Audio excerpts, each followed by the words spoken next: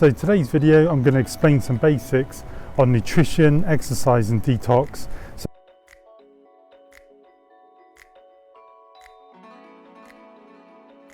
And what happens with this is we get like a sugar rush or a spike, and then our body goes to combat that and it releases a lot of insulin. And what happens is you go from having a spike to having a crash.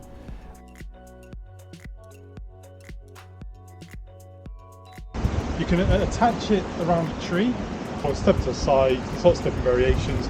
You could said he went in there and he saw the shark in front of him, and what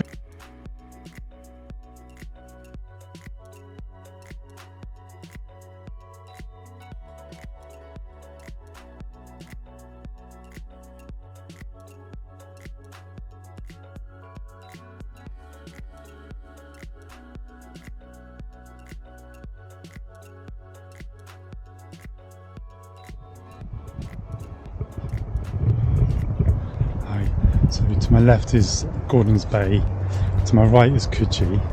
Now the place I'm going to go, I'm going to walk down this path, and then you have to go like under these barriers, and there never used to be the barriers there, but I think they're just getting a bit more health and safety conscious. You get like heaps of backpackers around here, and lots of rich Australians. So the eastern suburbs is where you get like a lot of the successful people. They're all like young, successful, and go to the gym. You can see Gordon's Bay over there, and the area we're going to go is just in there.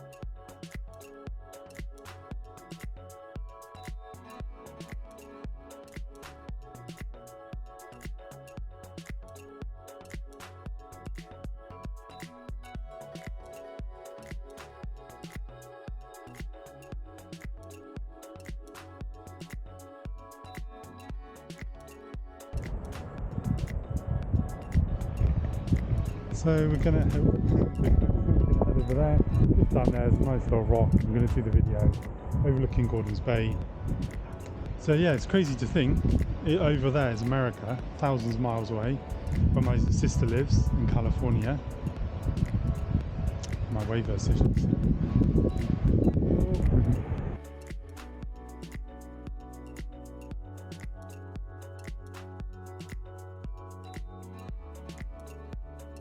So I'm just on the edge of Coogee here. It's one of my favourite spots, just this nice lookout over Gordon's Bay.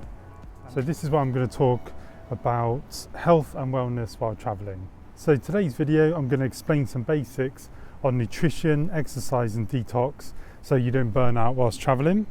My name is Eddie, I'm a personal trainer and have travelled over 40 countries. Today's information is just my opinion. I'm aware that there are better methods, and if you know them, please leave in the comments below. And like and subscribe. So today we are just on the edge of Coogee.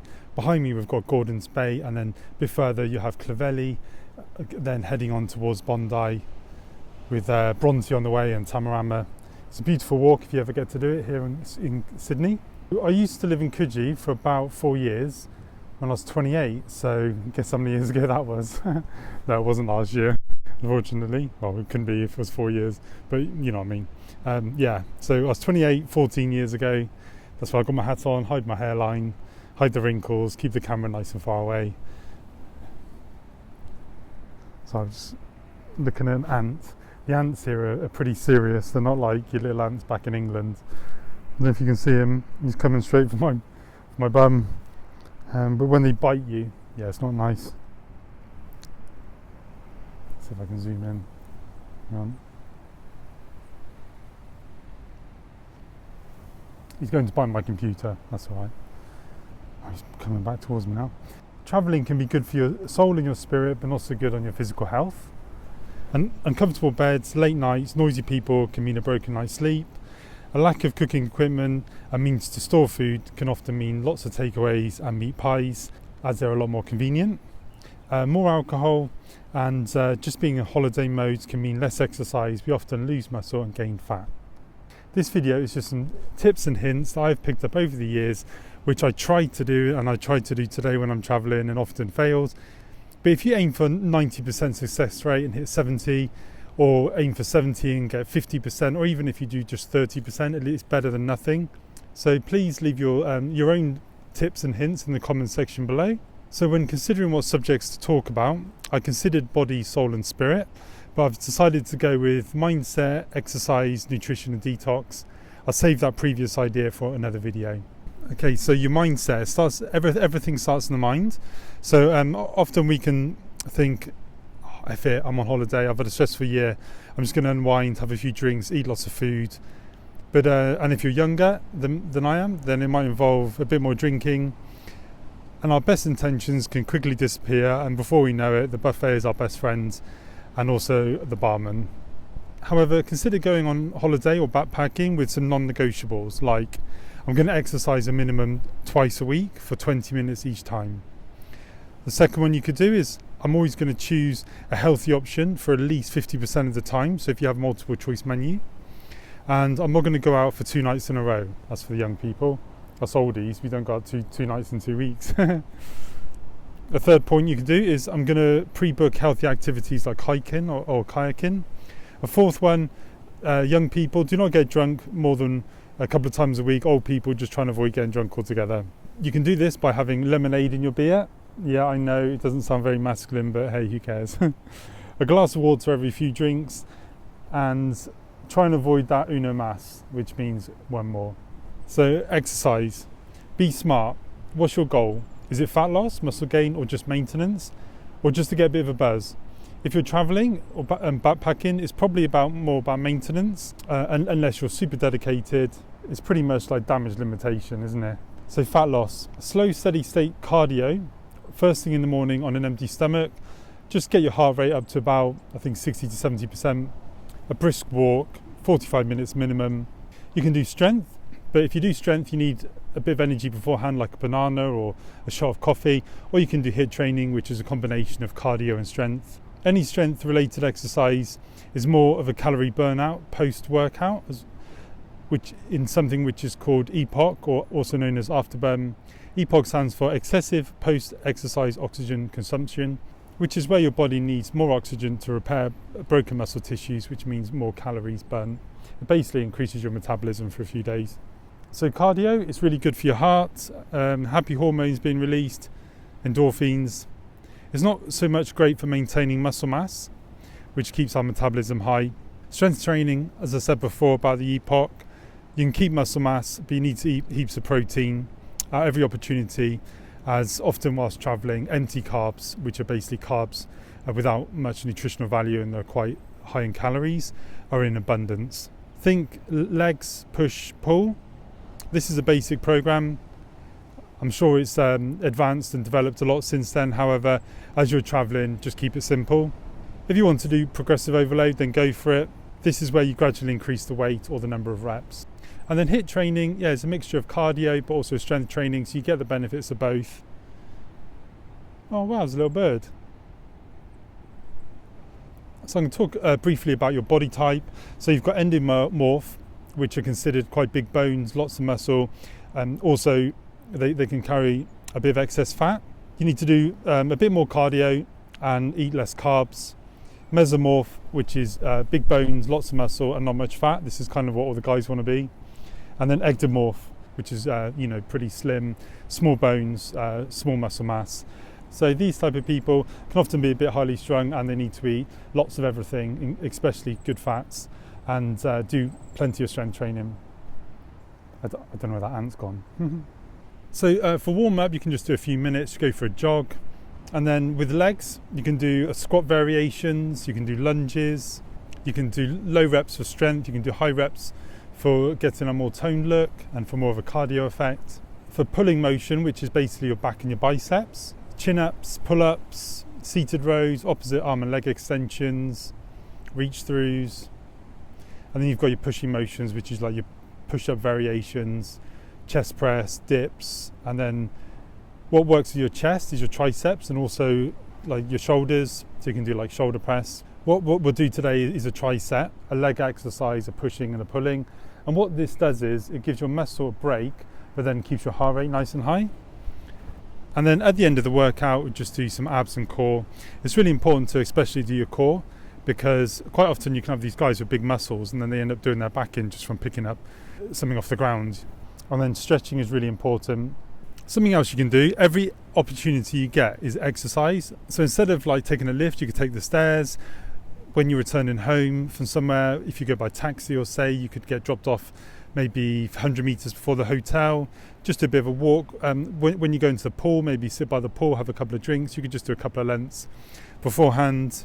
I'm not condoning alcohol and swimming though, by the way, but it's just burning calories here and there, and it all adds up at the end of the day.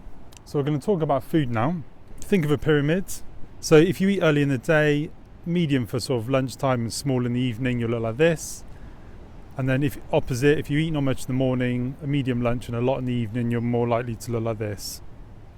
A good little tip for when you're on holiday is to share food. So when myself and my girlfriend go for breakfast, she doesn't eat too much, and normally the big breakfast is really big, so we just share it. Eating everything on your plate because you feel guilty that there's people starving in the world won't solve world's hunger, unfortunately. Avoid empty calories, which is basically junk food. What you want is low calorie, high nutrition, which is basically just natural things from the ground, from the trees, from the ocean.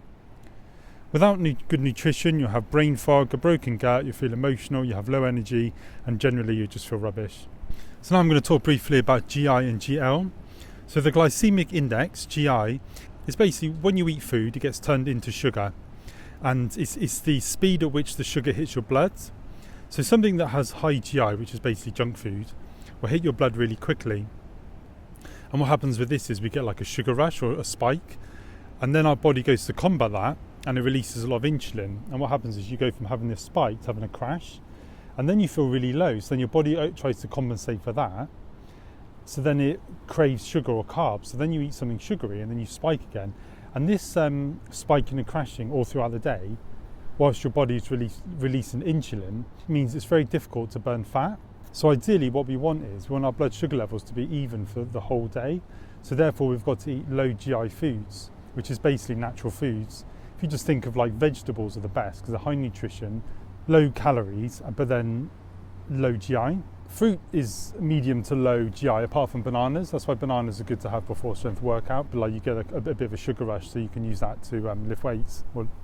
And then GL is glycemic load, that is the amount of sugar that hits your blood. So you could have like, say, a food that's low GI, but if you have loads of it, you're still going to get a lot of sugar. Learn how to read food labels and beware of marketing and misinformation. So if something sounds too good to be true, it generally is. And just be aware, like for example, I saw this thing where McDonald's were advertising that something was approved by some health body a few years ago, and you're just kind of like, yeah, I really doubt it, and unfortunately a lot of these big companies, they have a lot of clout and a lot of financial backing, so they can literally bribe companies to give them ticks of approval even from health organisations. Unfortunately, money talks, and there is a lot of corruption, especially in the food and pharmaceutical industry. I'm not saying that every company's like that, and I'm not sort of promoting conspiracy theories, but just apply a bit of common sense. We can do another video later on reading food labels, but generally look for things like how much carbohydrates are in a can or in something you're going to eat, and see how much of it is sugars. And then also be aware of, it says proportion, and then you can read below and it says like that a chocolate bar might be like 3 portions, and you're like, yeah, it's probably not 3 portions, but that's how they can sort of deceive you.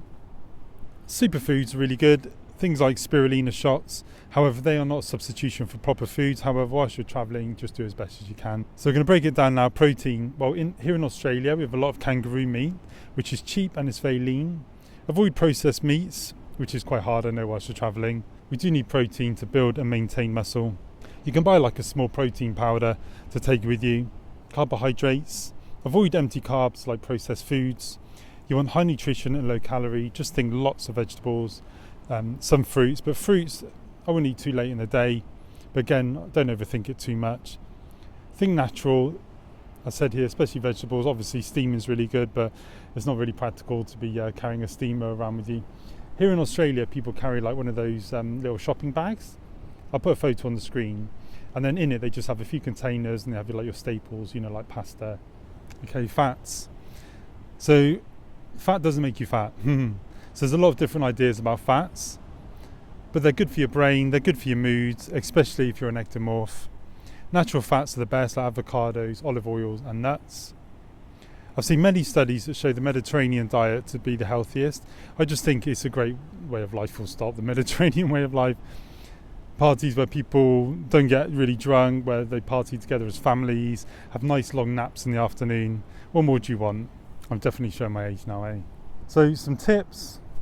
Where possible, avoid like gluten, lactose, and eat organic food where possible, depending on your budget. I'm aware that whilst travelling, gluten is probably going to be the last thing on your mind.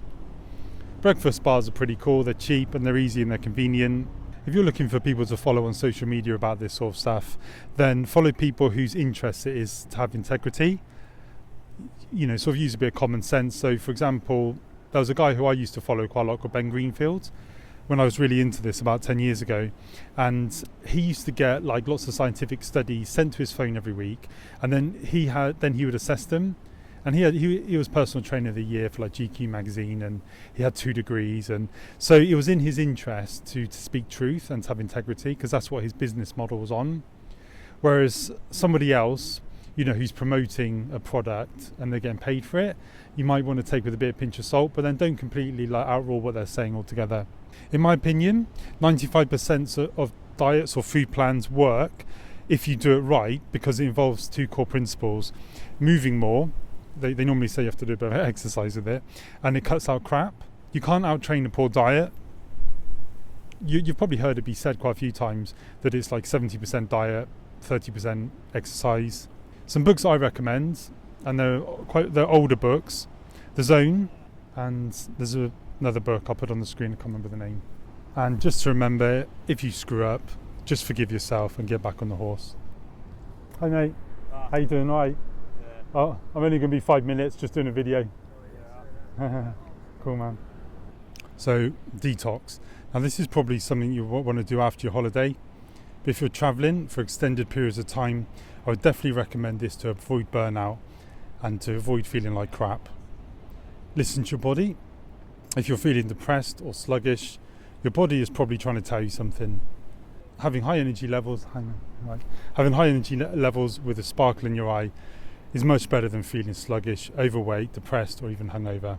There's a lot of products out there, but the best detox you can do is cutting out crap and drinking plenty of water with 6 to 8 hours sleep. A really good way to detox is literally just to drink water for a couple of days. The green products like juices and spirulina, etc. are good for adding nutrients. So that's my video. I hope you got something for it. If what I said is incorrect, please write in the comments, or if you have any extra advice, please also comment. Remember to aim high, and then if you fall short or fall off, get back on the horse. I'm going to do another video on mind, body and spirit. A part of the reason why I became a Christian is because of all this stuff. I had a real strong hunger to find out what makes people happy. I went down the path of self-help books and then spirituality to then become a Christian. However, I appreciate that you're not here to hear all that stuff, so I'll do another video on that. If you're interested, please feel free to check it out though when I do post it, and don't forget to like and subscribe. Cool, thank you very much.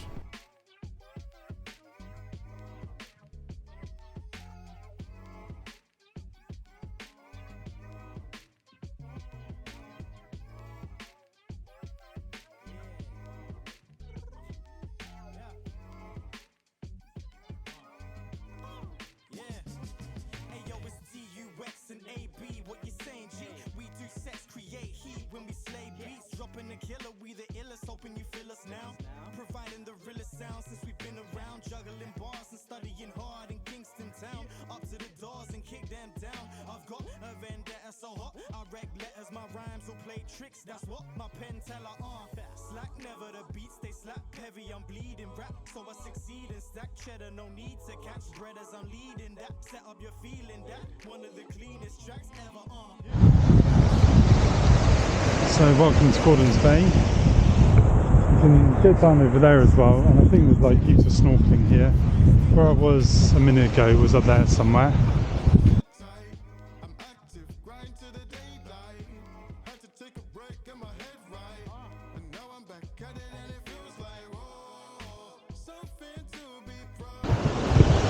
I've had a few like dodgy experiences. I mean, I used to teach windsurfing, but I've had a few dodgy experiences with water. I won't bore you with all my stories. put it this way. I've had a few tussles with the ocean and I've made it out by the skin of my teeth. So I'm very respectful, especially in my age now. I'm not old or anything, but you kind of just get a bit more, some would say wiser, some would say more boring. I just say to people, I've had my 9 lives, so my 10th will not be gone. So I'm going to do the workout here. Hello. Okay, excuse the hair, excuse the vest, my pasty whiteness. I don't go in the sun much, I'm not in the sun at the moment.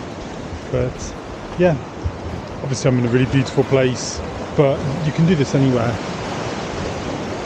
Find a park near your house, your back garden. I can see some, I think they're penguins or they're birds or something. Shame this camera can't really zoom in, but I know, right. Hey mate, is that a penguin? Do you know if that's a penguin? I know it sounds daft. No. I I don't think so. Just birds. Oh, is it? Yeah. Oh, right. I mean, I'll have to get closer, but they don't tend to have wings like that. Yeah. Fair enough. I could be wrong, but I don't think it's penguins. Yeah. I'll go have a look. Oh, cool. I mean, I'm going to jump in. Oh, nice one. Yeah. Have a good one. See ya.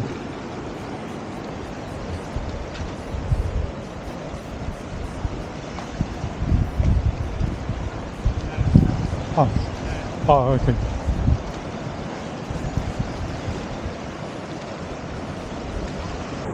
That was awkward. The lady, there's a lady next to these penguins, and I was obviously like, "Is that penguins?" And I looked to my left, and there's this guy walking towards me like that. You know, because obviously it looks like I might be filming his girlfriend. But I said to him, "Oh yeah, they're penguins," and he was like, "No, I don't think so." So I got Jim Beam and Co. Sounds a bit funny, doesn't it? I mean, I'm one of these whilst I'm doing a workout, but it's Friday. It's Friday afternoon. I don't ever go out. That's my treat for the week. I'll be getting a bus back, so and you know, I think if you're going to have a drink or two, why not exercise as well? Burn the alcohol off, burn the sugar. But around here, there's nowhere really to tie my bands, or maybe they'll rot. So these bands are amazing, and you can pretty much tie them to anything and just do like pulling motions.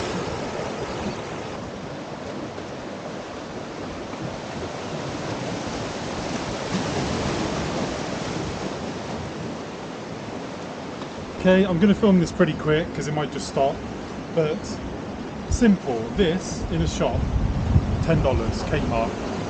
All your pulling motions, you can do this. You can attach it around a tree and just bend it like that, and you can do all your pulling motions. You can do lat pull downs, you can do seated rows, crossover rows. So for example, you can just pop your feet in there. The wider your feet, the harder it is.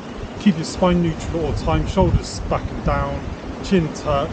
You want to keep your spine neutral, abs and core engaged, and pretty much just pull your elbows back. And grip you have works different part of your back. So you've got more of a wide row here, and then obviously if you go a bit closer, you've got more of a narrow row. So different variations. You can do single arm rows, as I said, seated rows. Another good back exercise you can do is opposite arm and leg extension. So you're just extending out, looking up and out, curling into a ball, extending up and out. If you want to make it harder, you can pop your knee off the ground. And then, yeah, you can do like 30 seconds on one side, 30 seconds on the other. A bit wonky. We're doing some squats. So again, usual, shoulders back and down, chest proud, abs and core engaged. Sit down as if you're sitting down on a toilet. It's good to have someone correct you. You don't want to be a duck. I was going to say Raheem Sterling running, which is a bit harsh. Tuck your tailbone. Obviously, you don't want to be too upright, but you don't want your toes going in front of your knees. I have my toes slightly pointed out, just helps with the form. Shoulders back and down. Lots of different variations. You can do basic squat, you can do squat pulses, you can do a wide squat, you can do a narrow squat. What you can do in-out squats, you can do jump squats. You can grab a boulder, a weight. You can even have these bands here on your shoulder just to add a bit more pressure. Now, my form right now, probably not perfect. That's why it's good to have someone just to correct you at least a few times. Now, what I tend to say is avoid locking out your legs, keep the tension on your legs. So now your legs, quite often, you won't engage your glutes, like hip raises you can do. Another good leg thing you can do is lunges, walking lunges, big step forward, same with your squats, keep an eye on your knee, make sure it doesn't fall in. I find if you have a slightly wider stance than normal, when you go down, just keep, like I said, keep the knee in line with the toes. Big steps, or you can do on the spot. You can step backwards, step forward, step to the side. There's lots of different variations. You can hop in a knee tuck if you want, works a bit of the abs as well. You can do pulses just on one leg, really get the burn going. Same with the squats, you can bring the knees up. There's lots of different things you can do. You can, if you have a rock, you can do a press as well, works the shoulders. And then, you can do your calves. You can just do some calf raises. You can do jumping on your calves. You can put your foot on the edge of a ledge and just concentrate on one. And then different angles work different part of the calf. Cool. Yeah, so that's legs. And then the pushing, push-ups. You can do wide push-ups, narrow push-ups. Again, abs and core engage. You can breathe out on the way up. You can do unstable push-ups, so it works different. So if you keep doing the same push-up, your body gets used to it. If you mix it up, like some wide, some narrow, some different angles, it just keep the body's like, this is weird. There's more weight on one side than the other, and you can do different angles. Different angles work more, different parts of the chest. So quite often, interesting fact that people's chests are actually a bit more meaty on the bottom bit than the top. It's really weird. It's actually just like literally gravity, like where the muscle grows, and I think it's because of the nutrients and stuff. Literally, there's a gravity going a bit more south, that it just grows more. But you can counteract that by doing squats that are decline, and it just works more on the top. And you can do inclines, and then you can attach this to a tree, and you can do single. They're called. I can't remember what they're called. Yeah, I'll write it on the screen. I'm such a good trainer, I can't even remember these exercises. Yeah, you can do 2 arms, 1 arm, different angles, work different part. The pec, dips. You can do dips anywhere. Dips really good. Work the tricep, work the chest as well. Now on the thing I said earlier about doing a tricep, so you can do like 1 leg exercise, 1 back, and 1 chest. So legs push pull, legs push pull, legs push pull. Do as many sets as you want, depending on your age, your ability. Reps wise, you can do like 6 for strength, it's probably quite heavy, or 11 plus for getting toned. You do you. So, sorry for the break, I've just been chatting to this local guy, and he's just seen a shark in there, called a wobbegong shark. So he literally went in, he said he went in there and he saw this shark in front of him, and a wobbegong shark apparently isn't very dangerous, but he said he saw it and he was like, whoa, so he came back out. But yeah, so we just been talking for like about half an hour, so it's a bit darker now. So I was doing some pulling motions, the pushing motions, I talked about the squats, I think I pretty much talked about everything. And you can tricep it, so you can do like legs, say you do like 10 reps of squats, you can do 10 reps of pulling, like a seated row, 10 reps of push-ups, repeat that, say 3 times, and then if you're really serious about, getting fit and stuff while you're traveling or whatever, you can obviously do more exercises, more sets. You can just do some abs and core and some stretching. So plank, do the plank every time, because it's really important. Everything starts in your core. If you have a strong core, you won't be getting like pulling backs and all sorts. Planks, you can do wide planks, you can do like reverse planks. You can do a plank, an unstable plank with 1 arm or 1 leg off the ground. abs and core engaged, glutes switched on, keep your back flat. There's lots of different variations you can do, like you can do like a spider crawl. There's some guy over there, I'm just getting distracted, on his stand-up paddleboard, where he's got some wiped out, and he was on a wave. Pretty cool. Abs, you can do so have your knees bent, just doing crunches. You can do bicycles opposite, like so, obviously lying on your back. You can do bring the knees up to your elbows, do jackknives. You can do high knees. You can do split jumps where you're on all fours and you're just bringing your feet out to the side and back in. That's not really so much your abs, but I guess it's your sides. You can do side plank. Been a very good example of showing you really, because it's a bit bumpy and stuff. Yeah, and then stretch. It's really good to stretch. At the start of the workout you can do dynamic stretches, and then at the end you can do static stretches. But stretching is so important, it really is. I found that when I was working on the cruise ship years ago, and I'd have to do all this stuff in the morning, you know, like spin class, I'd have to do like maybe a boot camp, all these different things.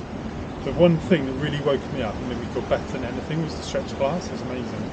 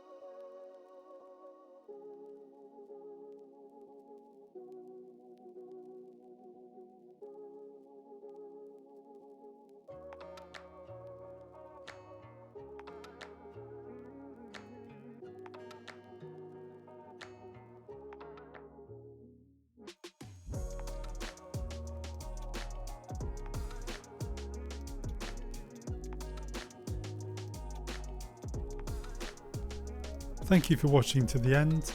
I hope you got something from this video. The methods in this video have worked for me over the years, however I am aware that there are other ways. Feel free to comment below your thoughts and don't forget to like and subscribe. Thank you, goodbye.